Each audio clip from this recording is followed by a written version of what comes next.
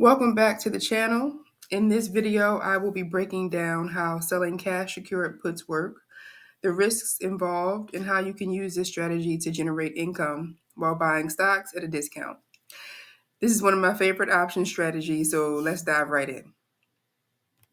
In our last video, we talked about what a put was, so let's briefly go over that again. A put is an option contract that gives the owner the right, but not the obligation to sell a stock at a specified price. For this strategy, we won't be the buyer of the put, we will be the seller, which will allow us to collect a premium up front, thus generating income. All right, so here's a basic overview of a cash secured put. First, the trader sells a put option, agreeing to buy the underlying asset from the option buyer at a predetermined price, which is the strike price, if the buyer decides to exercise the option. Next, to fulfill this obligation, the trader sets aside enough cash in their account equal to the strike price multiplied by 100 shares per contract. This cash basically serves as collateral. And then in exchange for taking on this obligation, the trader receives an extrinsic value premium from the sale of the put option.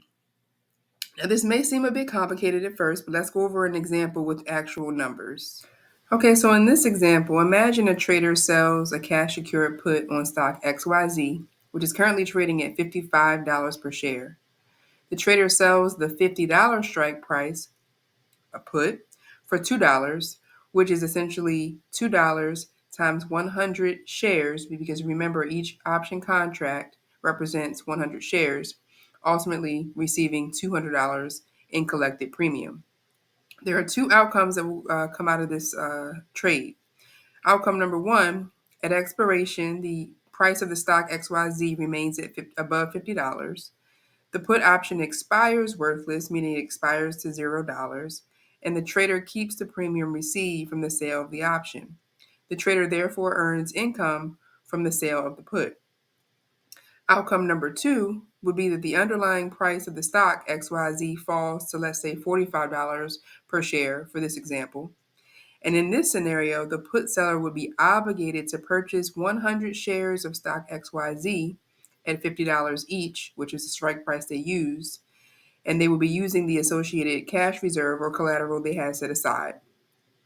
If the option price contract was $2, which we stated above, which is actually $200, the effective purchase price of 100 shares of the underlying stock will be $48 per share, or $4,800.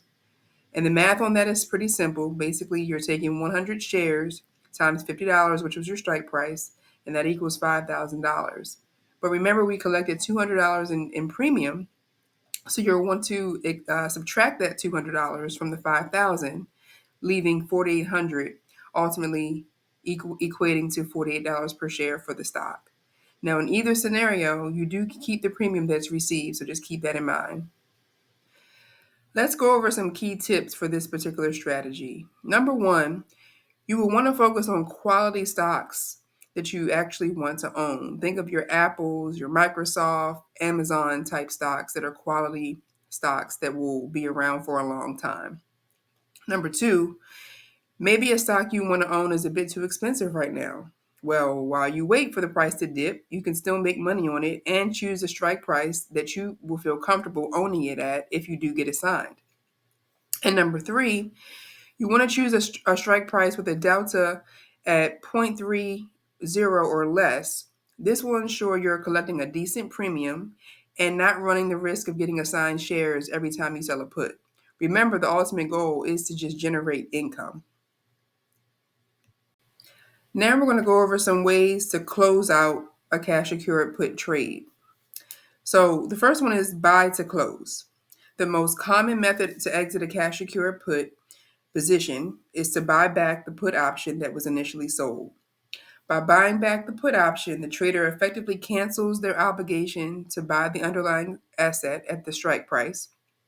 This can be done anytime before expiration, and the price at which the option is bought back will determine the profit or loss of the trade. Ideally, you would want to buy it back at a lower price than you initially sold it for to lock in profit. So for instance, let's use the previous example where you collected $200 in premium for selling a put on stock XYZ. As it gets closer to expiration, the stock has risen to, let's say, $60 a share, and now the put option contract is only worth $50. You can place an order to buy the put option back and close out the trade for $150 of profit. You don't have to wait until it expires worthless. It's completely up to you. Another way to close out your cash secured put trade would be to allow the option to expire. If the price of the underlying asset remains above the strike price at expiration, the put option will expire worthless, meaning it will go to $0. In this case, the trader does not need to take any action, and the cash used to secure the put position is released back into his or her account. The trader may repeat the process and start collecting premium again by selling another cash secured put using a different expiration date.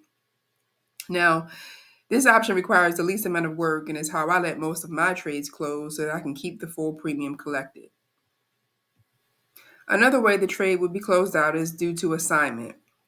Assignment occurs when the trader who sold the put option is obligated to buy the underlying asset at the strike price.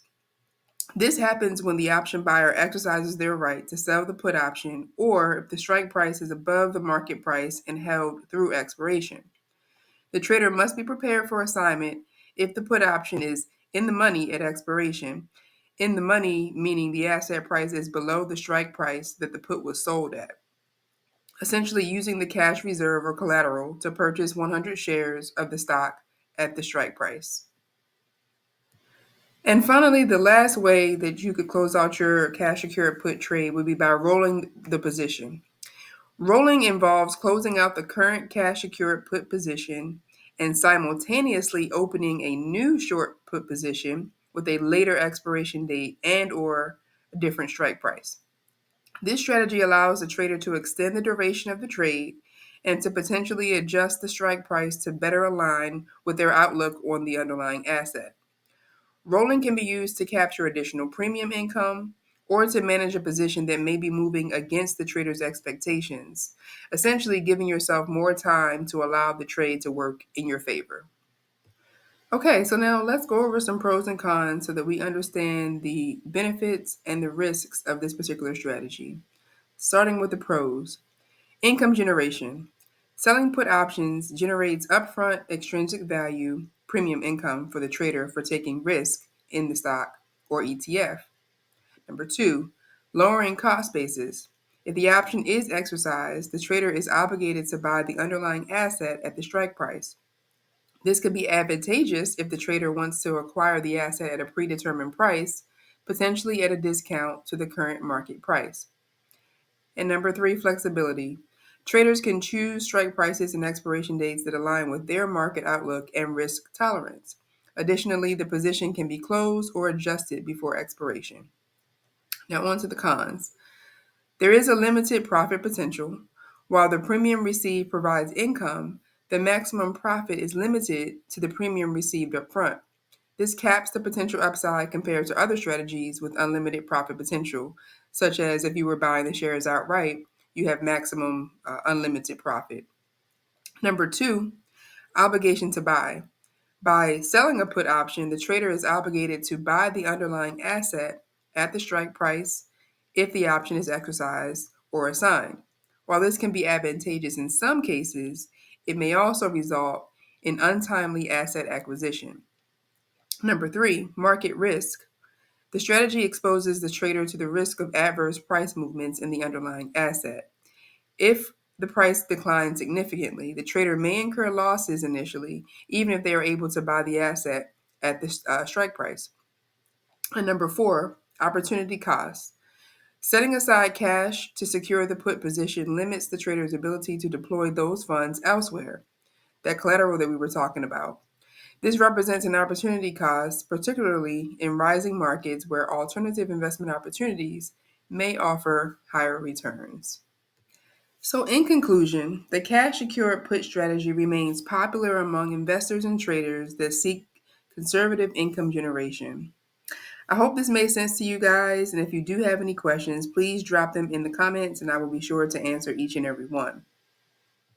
As always, I thank you for watching. Please like, share, and subscribe if you haven't already. And I will see you all in the next video. And happy trading.